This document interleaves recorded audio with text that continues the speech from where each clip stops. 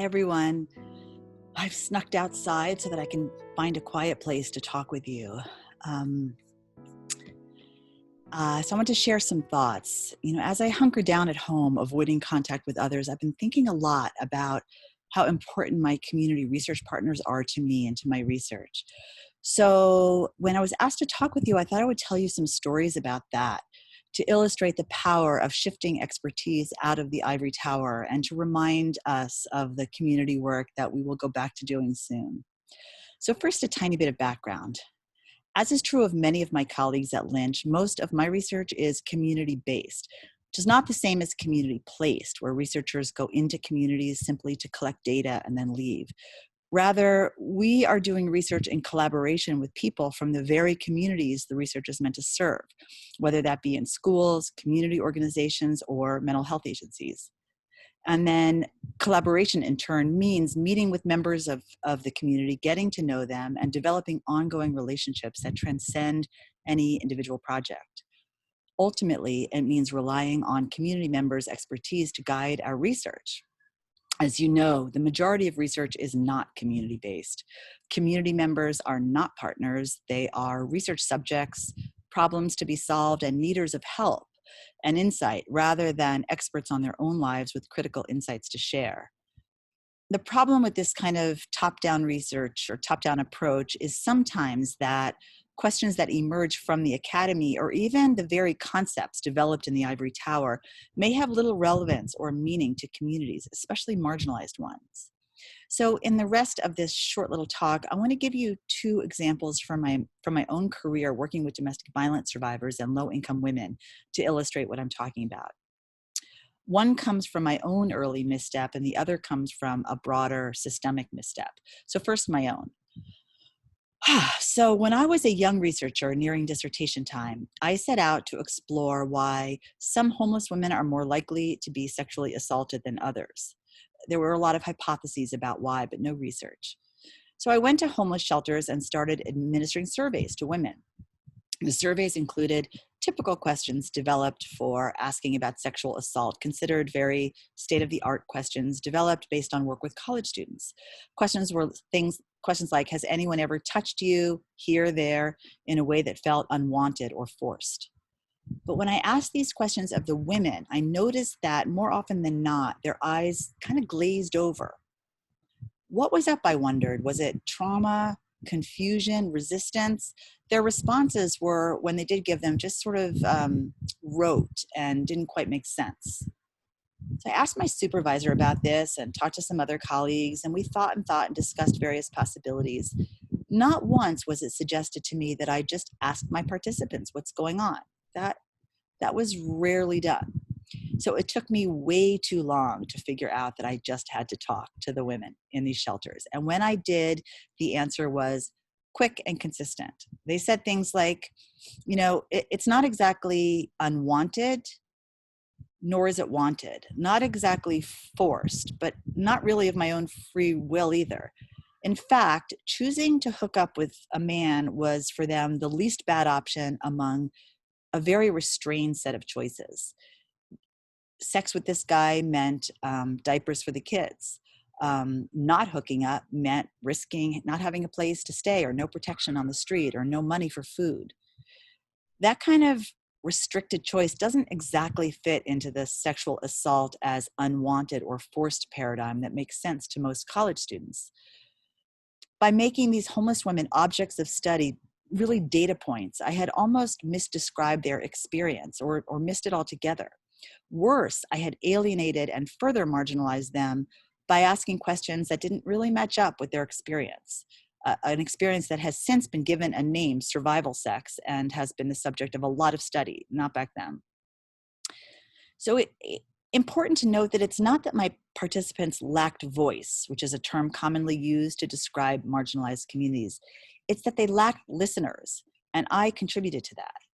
So I promised myself from then on that I would be a listener. I would not approach research questions from the outside, but would instead start from the inside, making the community of interest into partners or co-researchers, people in the best position to ask the right questions and develop the right concepts. This approach, community-based participatory research, is, as I said, a hallmark of practice at the Lynch School, and it's really, honestly, the reason I came to Boston College. So my second example concerns a different failure to listen. In this case, it was the system that funds research that failed to listen. Like I did early on, it failed to treat women for whose benefit research was being done as experts on their own problems and needs. A while back, I participated in a research collaboration with a group of women struggling with poverty, depression, and trauma. Because these things can be isolating, these women frequently struggled alone, and their loneliness was an independent source of suffering, albeit not one that got much attention. These women came together for a series of conversations about what they needed to overcome the combined effects of poverty and depression.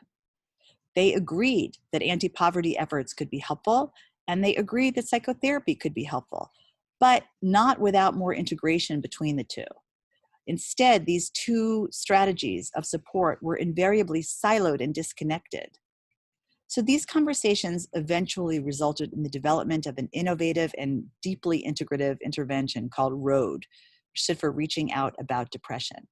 It was such an amazing project that combined ongoing peer support, opportunities for social connection, social action, and partnership with master's students, actually from Boston College, who could help participants connect with needed resources.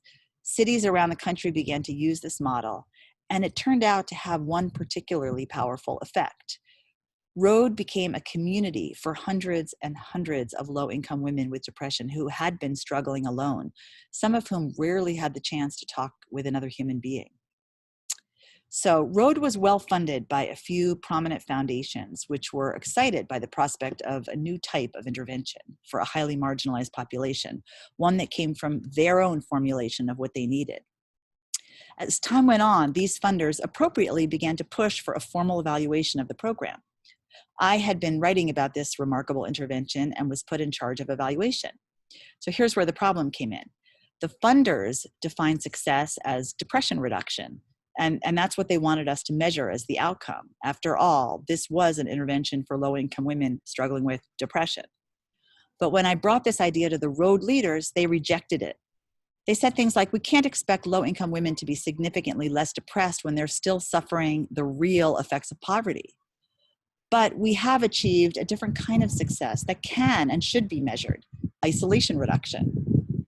Again, we have enabled women who have had no community, and some who were so isolated that they did not talk to a single person day after day after day, week after week, and month after month. We've enabled them to form a meaningful community with others. Why don't you measure that instead? That's kind of everything. When I took that proposal back to the funders, though, they rejected it on the grounds that loneliness was not a diagnostic category, and isolation reduction was not a sufficiently hefty outcome. It didn't register as an important thing. Eventually, this conflict killed us, and the grand experiment of ROAD ended. So to me, this is an example of what happens when marginalized communities' ways of understanding themselves are refashioned and reframed by experts who feel that they know better about what kinds of things our intervention should target. Turns out that ROAD leaders were ahead of their time, of course. They were already budding experts on something that would soon explode as a new research area. Over the last year alone, there have been 5 or 6 big books written on the epidemic of loneliness in this country, and funding is starting to emerge for research on this subject. And that brings me to the conclusion. When we generate knowledge based on our own ivory tower hypotheses only, we are all harmed. In essence, we silence marginalized communities, rendering them, again, not voiceless, but inaudible to people who are so-called experts. And the valuable knowledge that marginalized communities have to contribute to us all is sidelined. What we are doing when we do CBPR, community-based participatory research, is shifting expertise from the academy into the community.